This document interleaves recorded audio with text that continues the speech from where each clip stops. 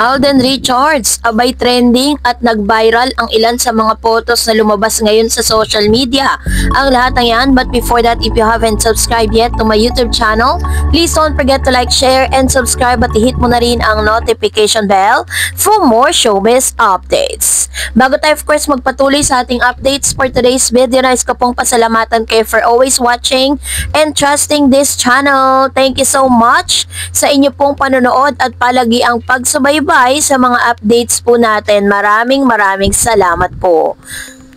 Isa sa mga ultimate wish ni Mr. Alden Richards na ma-meet ang isa sa pinakamalaking aktor dito po sa ibang bansa, no? Kung saan si Alden Richards could not seem to contain his excitement as he met, hugged, and even engaged in a conversation with Hollywood star Tom Cruise in South Korea.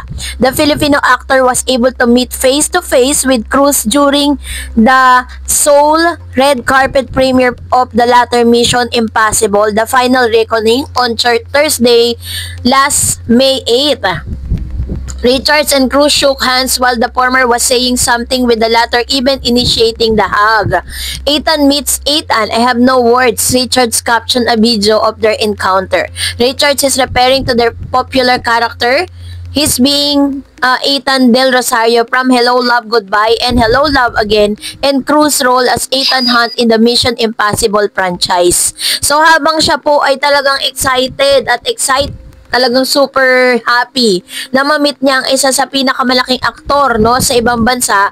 Viral naman po itong photos na ito dito sa Pilipinas kasi may isang photos po na parang meron pong nagpa-picture with Mr. Alden Richards sa isa rin siya sa mga nagbabike, no, kasi bikers na rin siya dahil isa yan sa mga kasama doon sa kanilang yung gaganapin na fun run, At ito po yung photos na yun na talagang grabe po yung mga pang-aalipustang ginawa kay Alden. Pero dahil po dito is talagang ang mga pinost po at naging reaction ni Alden Richards dito is nakapadasal na lang si Alden, "Dear God, we come before you with the heart full of faith, knowing that you are able to do exceedingly abundantly above all that we ask or think, according to the power that works in us. Encourage us to trust in your limitless ability and your profound desire to bless us beyond our imagination.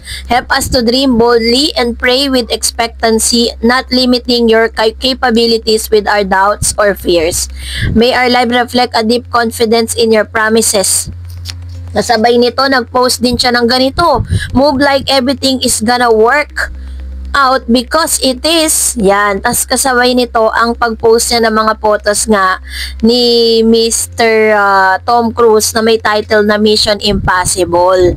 So, sa out of all those things, all people dito po sa social media na binabash ngayon si Mr. Alden, kasi if you're going to look for the picture na nasa screen po natin kanina, is that makikita po ninyo na habang nakatayo si Alden Richards at katabi niya yung isang bikers, meron pong nakabakat kay Alden na talagang masasabi mo na kahit sino po talaga is makakapag-react, no? Dahil alam naman natin na issue si Alden Richards patungkol sa kanyang gender identity. Sinagot niya nga po yan, diba, sa kanya pong interview with Miss Tony Gonzaga. At sinabi niya na kung yun po yung iniisip ng maraming tao, is parang na siya, nagsasawa na siya dun sa issue na yun. Diba? Kaya sabi niya na lang, "Ignoring red flag because you want to see the good in people will cost you later." Yan. Later pala, hindi later. Will cost you later. So, parang ang dami pong pandaming mga hindi kagandang mga salita na natatanggap ni Alden Richards dun sa photos na yun. Kasi, syempre, alam nyo na, sinasabi nila na si Alden Richards daw ay, kaya daw hindi sila nagkatuluyan ni Miss Catherine dahil si Alden daw ay isang bading, ganon. Meron daw siyang tinatawag na gender identity.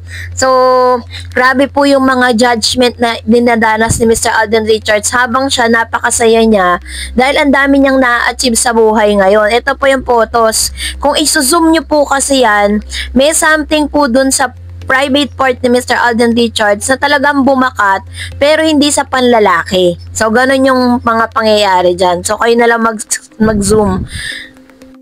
Marami pong nagsasabi na possible daw na ito ay edited or what. Pero sa tingin ko parang ano lang, sobrang sikip lang kasi ng kanyang cycling. Kaya po nagkaganon.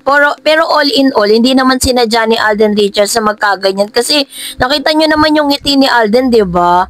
Hindi lang siya masyadong na-conscious dun sa pagkakataon na yun. So, let's spread love, not hate. At dahil dyan, narito ang ilan sa mga komento reaction po ninyo patungkol naman sa ating latest updates.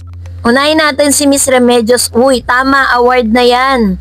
Hindi pa pupunta, hindi siya interesado kung ganun. And then sabi ni Haria Ahmad, film yan kasi Star Magic ang nag-post. Ayun. So I think it's, yung pong sinasabi dito is yung collaboration na project ni Miss Nadine tsaka ni Miss Catherine Bernardo na mapapanood na natin soon, ano? And another one, sabi ni Miss Perla Takehana, naku, both my fans and they have the famous name in the movie. Yehey, Tom and Alden love you. And then sabi pa ni Miss Remedios, uy, Alden is the best. Ayan. So despite of all the criticism na natatanggap ni Mr. Alden Richards, but still marami pa rin talagang nagmamahal at sumusuporta sa isang Alden Richards kasi deserve naman talaga niya na suportahan sa dami ng mga taong nai-inspire sa mga ginagawa ngayon ni Alden. Sabi ni Miss Herminia, hayaan lang natin sila kung ano ang gustong gawin nila sa akin lang, may hinala ko Miss Dars na may alam si Kat kay Alden na di natin alam. Basta Miss Dars, pero sila lang talaga ang nakakaalam. Bakit kaya? Huwag ko na dagdagan pa, Miss Dars. Baka kung ano-ano naman yan. Hindi tama yung hinala ko. Hindi tama ang hinala ko. Ayun. So, alam nyo po, kapag po kasi pagbabasihan natin yung mga sinabi nila dati, tapos may mga lumabas pang balita na nanliligaw si Alden, tapos biglang huminto. Ang lumabas kasing masama si Alden eh. Alden Richards ang lumabas na masama. Diba parang, parang sinasabi nila na ginagamit lang ni Alden si Catherine, diba? So, kung magbabasihan naman kasi natin yung mga, na yun, is talagang masasabi natin na nagkaroon sila ng something, pero yun nga, parang hindi masyadong ganun kalalim. And then si Miss Catherine naman, parang hindi natin maintindihan kung sino ba talaga yung gusto niya. Ang daming nai-involve na lalaki sa kanya ngayon. Sabi ni Miss Tessie, congratulations Catherine, you are really excused not attending na award ceremonies because you have a lot of businesses to attend to. Congratulations. Pero sana, do not be consumed by the bashers as you've said. Wala nang pakialam sa kanila. Whatever they say, as long as you will be happy and love what you are doing. Also, sana maunawaan mo ang mga fans sa gusto ka makita ang masaya pagtanggap ng pinaghirapan ng mga awards. Ayun. So, katulad po ng sinabi ko sa inyo, isa sa mga biggest na rason, biggest reason kung bakit po naganap yon or hindi siya nakapunta, there's a lot of things na kanyang ginagawa na hindi kasya doon sa kanyang schedule. And sabi naman si Jennifer, ingat ka maging close kay Tom Cruise, pero baka hikayatin ka na maging Scientologist. Yan ang mission niya. Mag-recruit ng mga artista na mag-member ng church nila. Kaya be friendly but careful sa mga offer niya. Kamuntik na mabiktima ang mag-asawang David Beckham. Ayan. Beckham ba yun or Beckman? So, mamaya po is pag natin yan, itatackle natin yung topic na yan because yun nga, medyo risky yung sinasabi po ni Miss Jennifer. And that's it for today. For more videos and updates, please don't forget to like and subscribe, and please don't forget to follow my Facebook page, Dar Eds TV. God bless everyone.